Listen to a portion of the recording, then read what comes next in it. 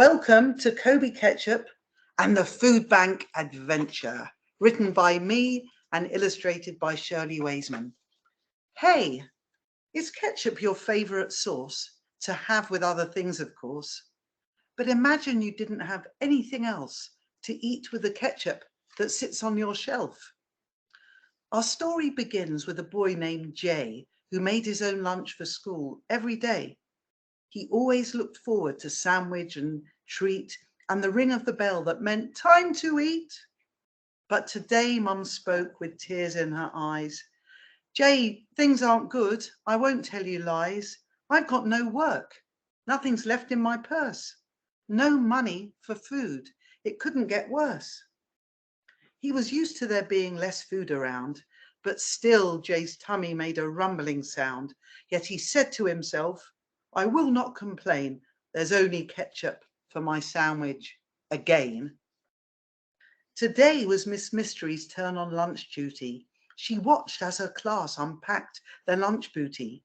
She noticed Jay sitting alone by the tree, opening his lunchbox so no one could see. Lenny had tuna, Benny had ham, Julie had cheese, and Pretty had jam. Their lunchboxes bulged with chocolates and snacks, and yogurts and crackers and crisps in bright packs. Inside Jay's lunchbox was nothing so nice, just a squirt of ketchup on one folded slice. Miss Mystery went over to where he was sat. Hello there, Jay. Can we have a quick chat?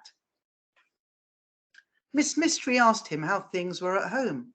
With someone to talk to, Jay felt less alone. He told her how he and Mum used to have plenty, but now Mum's purse and the cupboard were empty.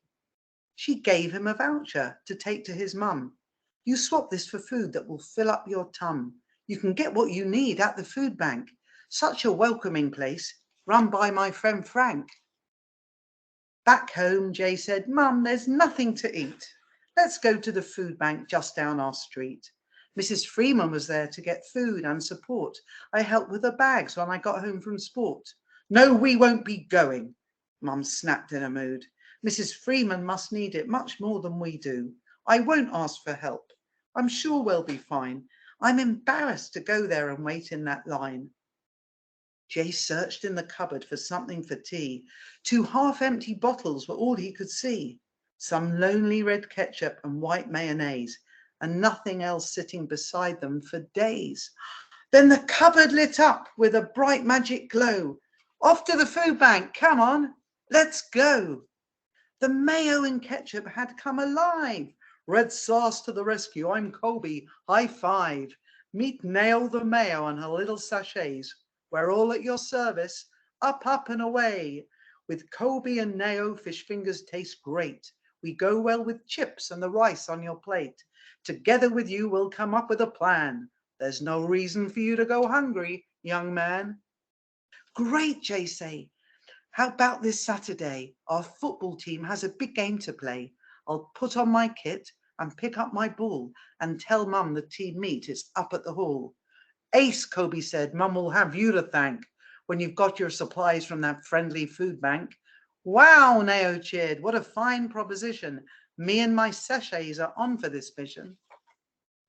The day of the food bank adventure arrived. Frank had been in there since 5:30. Miss Mystery sent him this message to say, young Jay will come in with his mum today. Jay opened the door for his mum to enter. Frank greeted them warmly. Welcome to our centre. It's where local people can gather and share. Not enough food at home? We're here to care. Please come inside for a cuppa and chat.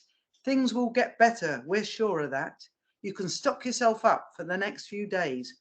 We're ready to help you in all kinds of ways.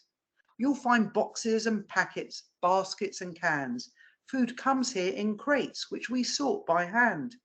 Some of the people you see working here are the folk who so generously volunteer. Kobe and Nao were along for the ride.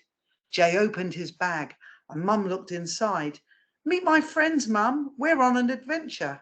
The little sachets bounced out over the centre. Mum stared in shock. Her mouth hung agape. Talking sauces, ketchup dressed in a cape. I'm glad we are here, though I was afraid somebody might see us asking for aid. They gave Frank the voucher. He took it and smiled. Young Jay is so helpful, a wonderful child. What food can we give you, you and your boy, to take home together, to cook and enjoy? There's tuna, there's pasta, there's oil, there's rice, some salt and some pepper, some sugar and spice, flour for pancakes, potatoes to fry, lots of good things to help you get by. There was still time for football, so no need to hurry. After talking with Frank, Mum let go of her worry. Jay put on an apron to sort the donations. You're part of the team, Jay. Congratulations. Jay and his mum walked home hand in hand. They had food in their bags, just as Jay had planned. It no longer mattered that someone might see them. Then who should they meet in the street? Mrs. Freeman. Mrs. Freeman called out, "Did your team win today? Please help me carry my bags again, Jay. I've got something to give you, this chocolate bar, a small little gift to help me say ta." At supper time, Jay and his mum felt relieved. They unpacked the yummy food they'd received. They cooked tasty pasta covered in sauce and added the ketchup and mayo, of course. They chopped up carrots, grated cheese with a grater. They snacked as they cooked. They could not wait till later. That food bank's a blessing, Mum kissed Jay on the cheek. It's so good to know we could go there next week. Delicious smells from the kitchen filled up the air. Pasta with peas, beans and carrots to share. But before they sat down, Kobe jumped to exclaim, "Now here is something I want to explain. It takes all of us, sorters and packers, clients or helpers, it just doesn't matter. Together connected, we all are agreed. Our community's here to help people in need." Mission accomplished. Our heroes felt great. They squirted and squiggled all over each plate. Even Mum didn't fuss about making a mess as they splashed on Jay's t-shirt and splished on her dress. And now here's a message from the food bank. Is there a volunteer to read it? I will, says Frank. You may have neighbours right here on your street with not enough food for their families to eat. We must all understand that it's just not okay for anyone to have to live in this way. We each have special powers to make our world fair, like kindness and caring and learning to share. Let's help one another and together make sure one day we won't need food banks anymore. The end.